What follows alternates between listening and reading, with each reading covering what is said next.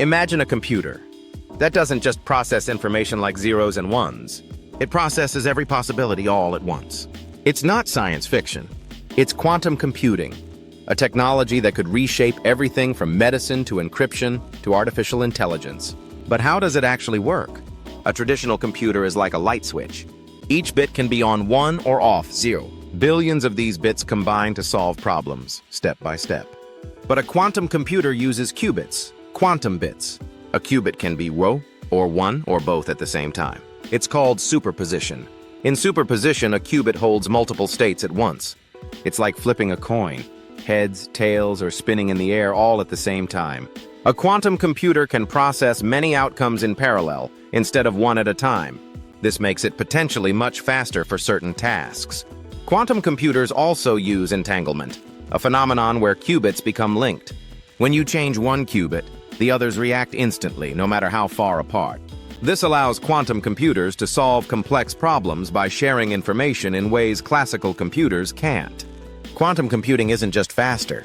It can solve problems that are impossible for classical machines, like simulating molecules for new drug discovery, cracking complex encryption systems, optimizing massive logistical systems, advancing artificial intelligence.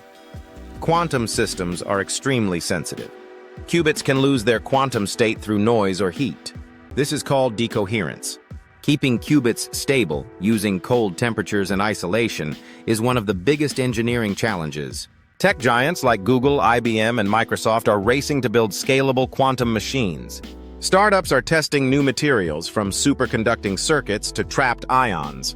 Quantum computing is still in its early days, but the progress is accelerating. We're aiming for something called quantum advantage. That's the moment when quantum computers outperform the best classical supercomputers on real-world problems. Some small breakthroughs have already happened. But universal, fault-tolerant quantum computing is still years, maybe decades, away. Quantum computers won't replace your laptop. They're not for emails or browsing. They'll solve highly specialized problems, things like protein folding, financial modeling, or optimizing huge networks. They'll live in labs, in the cloud, but their impact could be enormous. One major concern? Quantum computers could one day break today's encryption methods. Governments and tech companies are already developing quantum-safe encryption. The race is on, not just to build quantum computers, but to protect against them. Quantum computing is still mysterious, still experimental, but it challenges how we think about information, reality, and what's possible. A new kind of logic, a new kind of power, and maybe a new future.